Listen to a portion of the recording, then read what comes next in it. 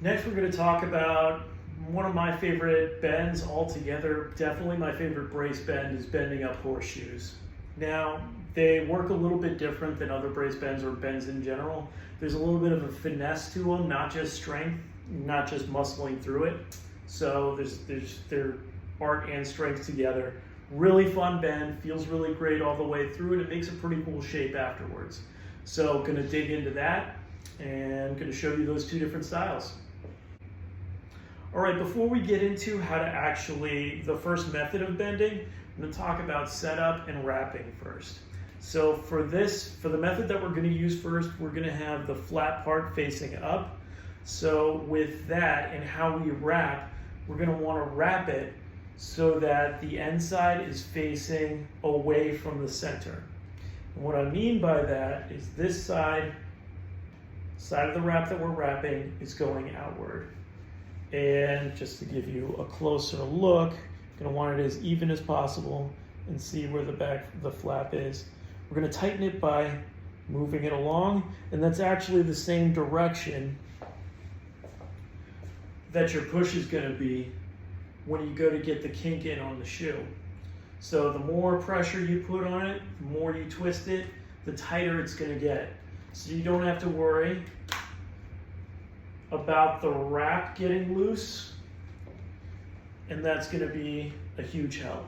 All right, now as for this shoe, or for this type of bend in general, the part that's going to be on your body is pretty narrow, so you're going to want to keep either a towel or some sort of wrap available for your thigh where you're going to finish it off. Now, some people will just keep a towel handy. Some people will tuck a towel into their pocket and make sure that it's there where they're going to do the press. Or I like to actually tuck a suede pad into my waistband, so I don't even have to think about it. Because the less time that you take, the less pauses that you take in any bend is going to help keep that steel hot and keep the momentum and keep it from getting any harder than it already is. So, setup for this. You're gonna want, for me, I like to have my dominant hand closer to my body, so it's gonna be on this side, non-dominant hand here. What these hands are gonna be doing is this hand is gonna be pulling, my dominant hand is gonna be pulling, and my non-dominant hand is gonna be posting and pushing. Place of where it's gonna be seated is right here between my quad and my femur. Gonna have hands like that. And I'm going to be pushing with my non-dominant hand, pulling with my dominant hand, and leaning back to really put my whole body into it. And it looks like this. Make sure you guys can see it.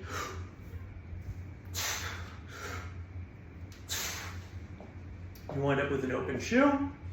Next part is going to be against your thigh, and you're going to push evenly to get it as flat as possible.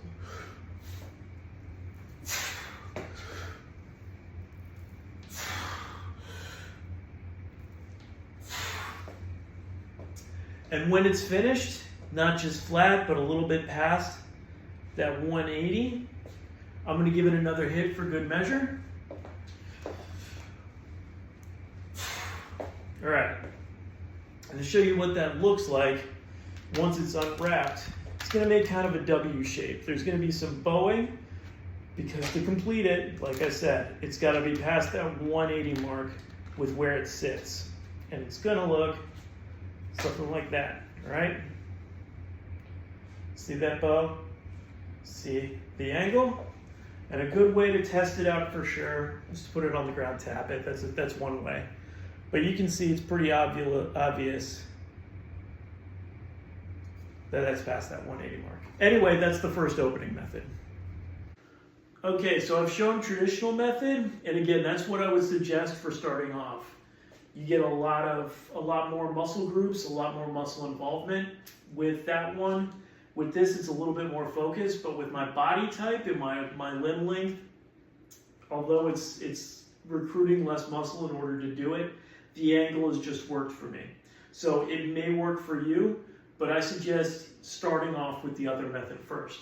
So rather than having it behind you and rather than having the flat part facing up, you start with the rounded side up, okay? So, the wrap's still facing outward. We're gonna actually kneel for this. Get that edge in that tip right behind the knee, right where it's gonna bend. You're gonna have dominant hand on the post hand, and then you're gonna have non-dominant hand on the pull hand. And you're gonna drive everything you've got down, moving the knee forward to make sure that it holds in that pocket there. And it looks like this to open.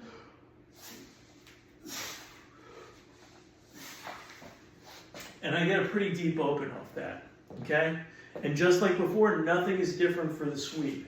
It's still gonna go right down here, get it close to your body, so you can not just use your arms and your shoulders for moving it forward, but also your overall weight.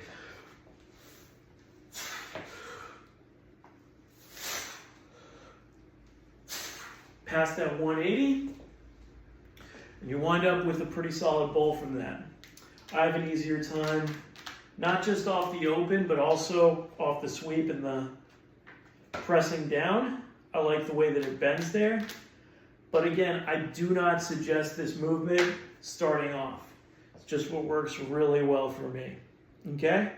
So, that's 2 methods. Play around with it, experiment, whatever works for you is the best way to do it.